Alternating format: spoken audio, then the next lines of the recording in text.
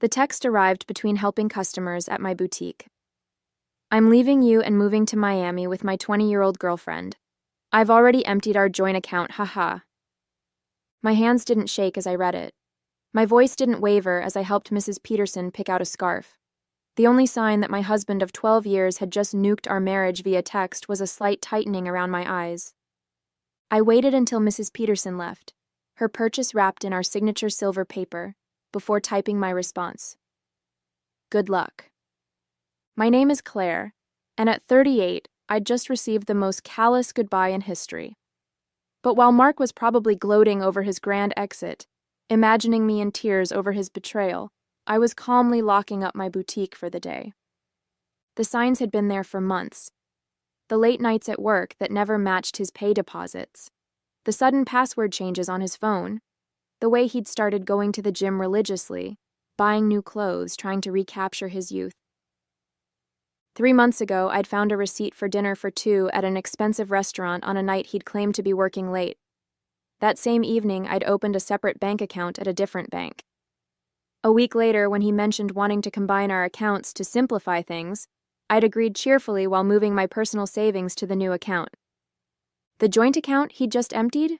It contained exactly enough to keep him from getting suspicious, about 2 months' worth of regular deposits. The rest was safely tucked away, along with detailed records of every suspicious transaction he'd made over the past year. My phone buzzed again. Don't bother begging. Melissa and I leave tomorrow. I'll send for my things later. Melissa. The new receptionist at his office. I'd met her at the company Christmas party, watched her laugh too loudly at Mark's jokes, noticed how she'd touched his arm when she thought no one was looking. She was young enough to be his daughter, naive enough to think she was special. I didn't respond to his text. Instead, I called my lawyer, the one I'd consulted 2 months ago when I'd found the hotel charges on our credit card statement. It's time, I said simply. He just made his move. The papers are ready, she replied. I'll file them first thing tomorrow. Do you want me to have him served in Miami? No rush. Let him think he's won first. Another text from Mark. I know this must be hard for you. You're not getting any younger after all. At least you have your little shop to keep you busy. My little shop. The successful boutique I'd built from scratch. The one that generated more income than his middle management position. The one whose profits I'd carefully kept separate from our joint finances. I smiled, thinking of the certified letters that would greet him in Miami. Let him enjoy his moment of triumph. I spent that evening in our house. My house, since I'd inherited it from my grandmother, and kept it in my name despite Mark's repeated suggestions to add him to the deed. Another lucky instinct that had paid off. While organizing the paperwork my lawyer would need, I found our wedding album. Mark looked so different then, before his midlife crisis had turned him into a caricature of his former self. These days he wore shirts too tight for his softening middle, tried too hard to connect with the 20-somethings at his office, used slang that sounded ridiculous coming from a man of 45.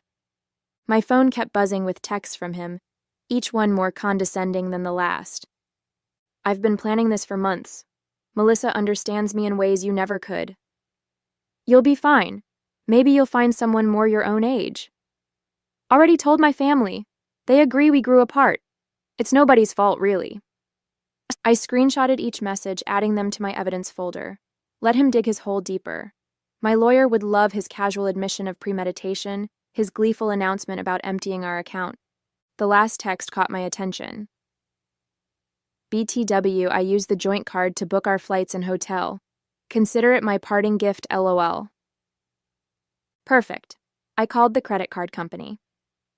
Mrs. Harrison speaking. I need to report fraudulent charges and cancel a card immediately. Of course, ma'am. Can you identify the charges? 2 first-class tickets to Miami booked today. Hotel charges at the Royal Palm. And I'll need to remove my husband as an authorized user. Do you have documentation of the fraud? Text messages from my husband admitting he used our joint card to book travel with his girlfriend after emptying our bank account. I'll be happy to forward them. The representative's professional tone couldn't quite hide her satisfaction as she canceled the charges. Mark and Melissa would arrive at the airport tomorrow to find their tickets invalidated, their hotel reservation canceled. My phone buzzed again. Don't worry about the house. I'll let you stay there until you find something smaller. I actually laughed out loud at that one. Did he really think he had any claim to my grandmother's house? Had his ego grown so large that he'd forgotten whose name was on the deed? Another buzz. And I know the shop means a lot to you. We can work out a fair payment for your half. My half. Of my business. That I'd built myself, funded myself, grown myself, while he complained about my long hours and called it my hobby. I poured a glass of wine, the good stuff I'd been saving for a special occasion. This qualified. Tomorrow, Mark would learn some hard truths about property law and separate assets. But tonight, I'd enjoy the quiet and plan my next chapter. Morning brought a flurry of increasingly angry texts from Mark. What the heck did you do to our credit card? The airline won't honor our tickets. The hotel canceled our reservation. Answer me. I silenced my phone and headed to my boutique. Friday was always our busiest day, and I had a new shipment of designer handbags to unpack. Life goes on, even when your husband runs off with a receptionist young enough to be his daughter. Around noon, his mother called. Claire, dear, Mark told us everything. About how controlling you've been, how you drove him away.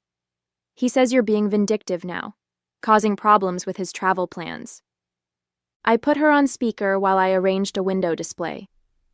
Did he mention emptying our joint account and charging tickets for him and his girlfriend on our credit card? Silence. Then, well, he said you left him no choice, that you'd been cold and distant. Barbara, I have his texts. Would you like me to read them to you? The one where he bragged about taking our money? Or maybe the one where he mocked my age? Another pause. He did seem a bit cruel. I told him that text message was inappropriate. I appreciate the call, Barbara. I've always liked you, but I think it's best if we end this conversation now. My lawyer has advised minimal contact with Mark's family during the proceedings. Proceedings? Already? Goodbye, Barbara. By late afternoon, Mark's sister Amanda was spreading family gossip through mutual friends. Apparently, Mark and Melissa were stuck at a budget motel near the airport, their Miami dreams temporarily derailed. He'd tried using his personal credit cards, but those had been maxed out for months. Another red flag I'd noticed. My lawyer called with an update. The emergency hearing is scheduled for Monday. Given his admission of emptying the joint account and the documented credit card fraud, we're in a strong position to freeze all remaining assets. Has he been served yet? Not yet, but he'll get the papers at his new motel address. Speaking of which, his girlfriend's social media is providing excellent evidence. She's been posting about their adventure all day, including some choice comments about you. I smiled, thinking of my own documentation. A year's worth of suspicious charges, hotel receipts, text messages that proved premeditation. Mark had been so focused on his grand escape that he'd never considered I might be watching, waiting, preparing. My phone buzzed with another text. You think you're so smart. But I made copies of all the boutique's financial records. Half that business is mine. I forwarded the text to my lawyer, adding it to the growing file of Mark's mistakes. Let him learn the hard way about separate assets and business ownership. Sometimes the best revenge is simply being prepared. The emergency hearing on Monday was everything I could have hoped for. Mark showed up in his new young wardrobe, designer jeans too tight for his age, a blazer that screamed midlife crisis. Melissa waited outside, her youth painfully obvious under the harsh courthouse lighting. My lawyer presented our evidence methodically. Mark's gleeful text about emptying our account, his credit card fraud, his documented history of hidden expenses. Each piece carefully collected over months of quiet observation.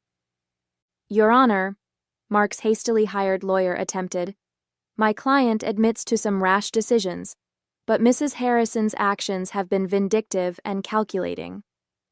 Calculating? My lawyer countered. You mean prudent? My client protected her separate assets and maintained detailed records of her husband's suspicious behavior. That's not vindictive. That's smart business. The judge reviewed my documentation. The separate property deed to the house, the boutique's incorporation papers in my name only, the careful separation of business and personal finances that Mark had always complained about. Mr. Harrison, the judge addressed Mark directly, you admitted via text message to deliberately emptying a joint account and using shared credit cards to fund a trip with your girlfriend. Do you deny this? Mark shifted uncomfortably. I was just trying to make a clean break. By committing financial fraud? The judge raised an eyebrow. And now you're claiming rights to property that documentation shows is clearly separate from marital assets? The business grew during our marriage. Mark's lawyer tried again. My client is entitled to... The business was established before the marriage, my lawyer interrupted, and Mrs. Harrison maintained strict separation of business and personal finances throughout.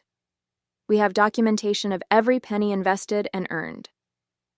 I watched Mark's face as reality started sinking in. He'd thought this would be easy.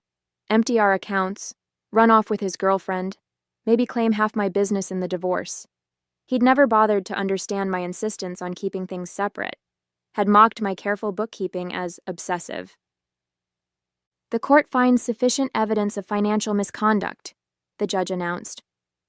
All shared assets are frozen pending final dissolution.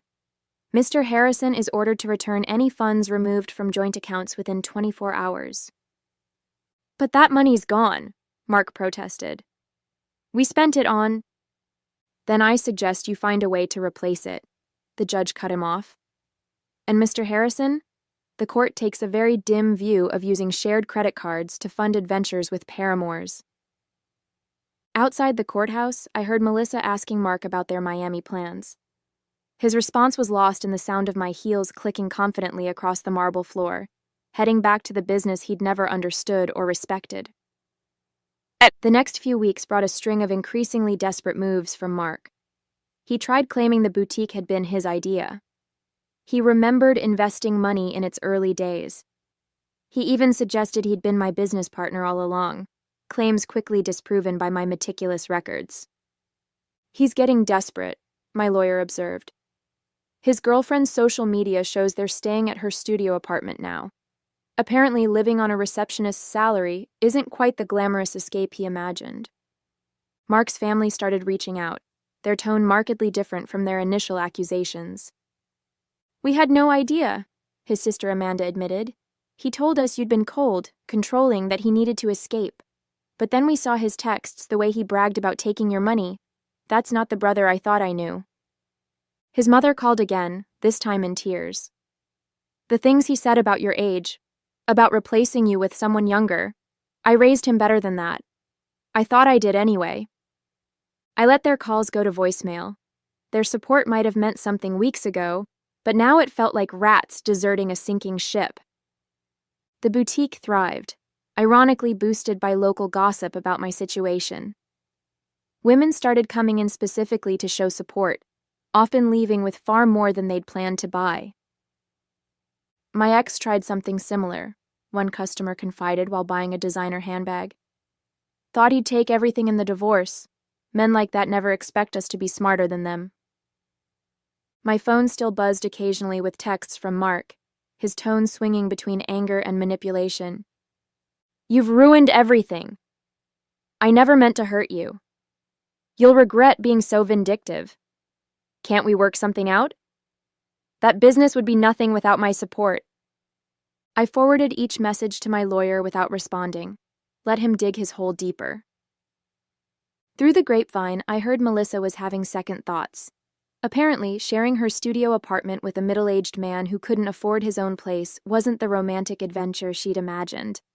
The age gap that had seemed exciting during secret hotel meetings felt different in the harsh light of reality.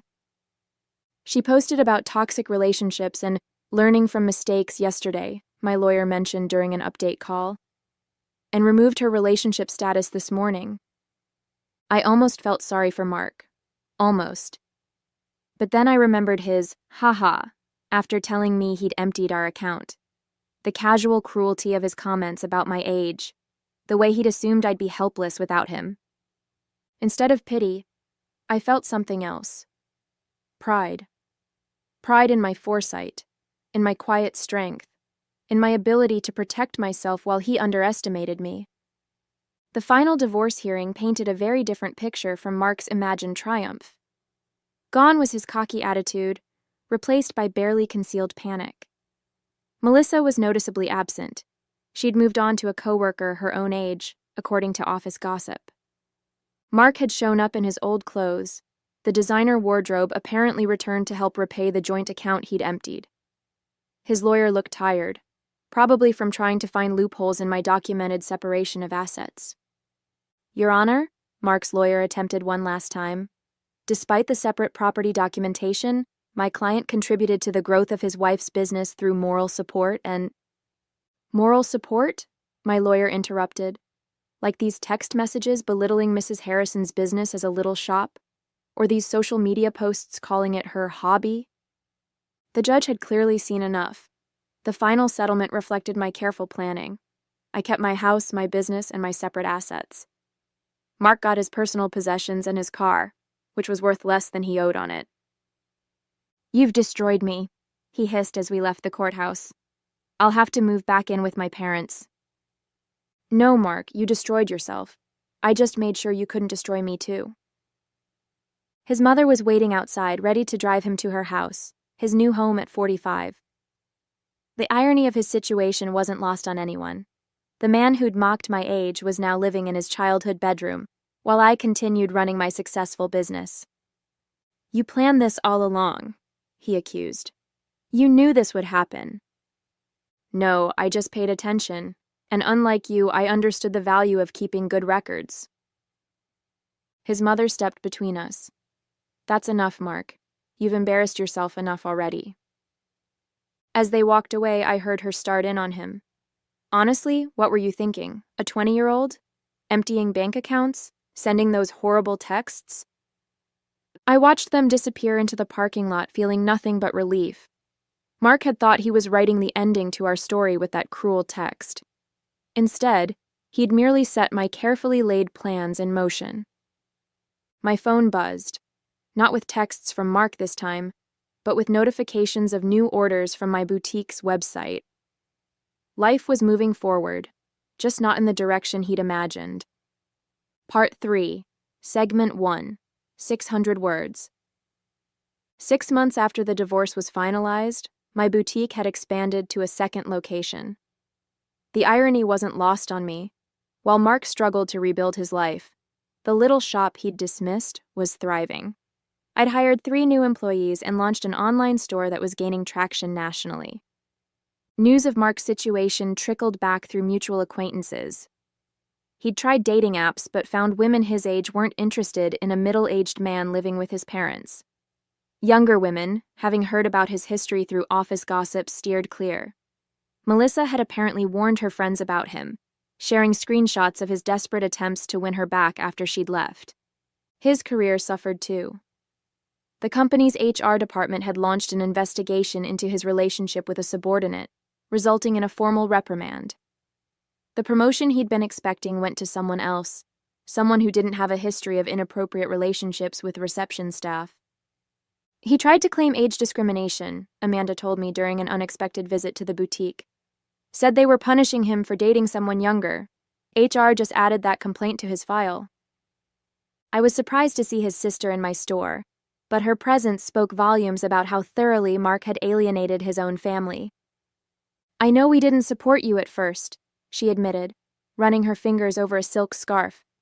He played the victim so well, but watching how he handled everything, how he acted afterward, I'm ashamed we ever believed him. My lawyer kept me updated on Mark's continued attempts to challenge the divorce settlement. Each petition was denied, his claims of unfair distribution dismissed, based on the evidence of his own actions. He actually tried arguing that his text about emptying the account was just a joke, she told me, laughing. The judge asked if "haha" made theft less illegal. The boutique's success brought unexpected validation. Local business magazines wanted to feature my story, not as a scorned wife, but as a savvy businesswoman who'd protected her interests. Young entrepreneurs asked for advice about keeping business and personal finances separate. The best protection is preparation, I told one young woman who reminded me of Melissa. And always trust your instincts.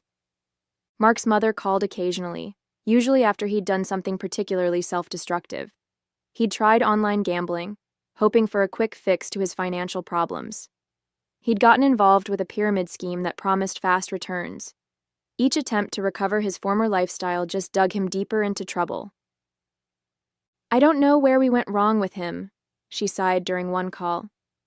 His father and I offered to help him get back on his feet if he'd just take responsibility for his actions. But he's still blaming everyone else. You, Melissa, his company, the judge. I listened politely but maintained my distance. Their family drama wasn't my problem anymore. My life had moved forward, filled with plans for a third boutique location and a possible expansion into luxury accessories. The only reminder of Mark's impact on my life was a framed screenshot hanging in my office, his final text before I blocked his number. Have fun with your little shop. At least it'll keep you busy in your old age. Below it sat my latest business award, proof that sometimes the best revenge is simply succeeding on your own terms. 1 year after the divorce, I hosted a grand opening for my third boutique location. The event attracted local media, and the story they wanted to tell wasn't about my failed marriage. It was about a successful businesswoman expanding her brand.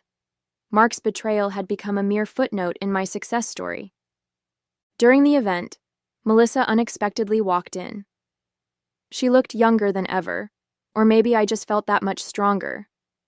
She shifted uncomfortably, clutching her purse like a shield. I owe you an apology, she said quietly. I believed everything he told me, about how you were cold, controlling, how you didn't support his dreams. Then I watched him try the same manipulation tactics on me when things got tough. I continued arranging a display of designer sunglasses. Those weren't his dreams, Melissa. They were escapes. There's a difference. I know that now. She paused, then added, He tried to move in when you froze the accounts. Thought my studio apartment would be temporary. After 2 weeks of him complaining about the size of my closet and suggesting I take out a loan for a bigger place, I understood what you meant about the difference between dreams and escapes. I actually laughed at that. Let me guess. He had big plans but no way to fund them? Exactly. Everything was going to work out once his investments paid off, once he got that promotion, once his cryptocurrency definitely increased in value. She shook her head. I'm dating someone my own age now. We have student loans and a small apartment, but at least we're building something real. After she left, my assistant manager whispered, Was that the girlfriend? No, I replied. That was just another woman who learned the same lesson I did. Speaking of lessons, I gestured to a young couple examining our designer handbags. Let's talk about your idea for expanding our accessories line. The boutique had become more than just a business. It was a symbol of independence, of resilience, of the power of preparation. Young entrepreneurs often sought my advice, and I always emphasized the importance of protecting their assets. Mark's mother called one last time, not to discuss Mark, but to thank me. You taught our family an important lesson, she said, about enabling bad behavior, about making excuses for cruelty. Mark's still living at home, still blaming everyone else for his problems. But we're not defending him anymore. That's your legacy to our family, showing us the difference between supporting someone and enabling them. I thought about that legacy as I reviewed plans for a fourth location. Mark had intended to diminish me, to trade me in for a younger model and take half of everything I'd built. Instead, he'd inadvertently pushed me to become even stronger, more successful. My phone buzzed with a text from my lawyer. Mark filed another petition to revisit the settlement. Judge dismissed it immediately and ordered him to pay court costs. Thought you'd enjoy that. I smiled, thinking of him in his childhood bedroom, still trying to rewrite an ending that had been determined the moment he underestimated me. Sometimes the best revenge isn't about getting even, it's about getting better. 2 years after Mark's cruel text message, I received an invitation to speak at a women's business conference. The topic wasn't divorce or betrayal. It was about building and protecting a successful business. My story had evolved from cautionary tale to inspiration. During the Q&A session, a woman asked about keeping business and personal finances separate. My husband says I'm being paranoid, that marriage means sharing everything. My ex-husband said the same thing, I replied, right up until he tried to claim half my business in our divorce. Trust your instincts. Protection isn't paranoia. The boutique chain had grown to 5 locations, each more successful than the last. The little shop Mark had mocked now employed 30 people and had been featured in several national magazines. Through mutual friends, I heard Mark had finally moved out of his parents' house, into a small apartment above a garage. He'd had to take a lower-paying job after his former company downsized, eliminating his position during restructuring. His dating profile still listed him as young at heart, though his profile photo was clearly outdated. Melissa, ironically, had become a regular customer at my original boutique location. She'd earned her business degree and started her own social media consulting company. "You inspired me," she told me once, showing how a woman can build something lasting instead of falling for empty promises. I kept Mark's cruel text message framed in my office, not as a reminder of pain, but as proof of how far I'd come. Below it hung a sign that read, "Success is the best revenge."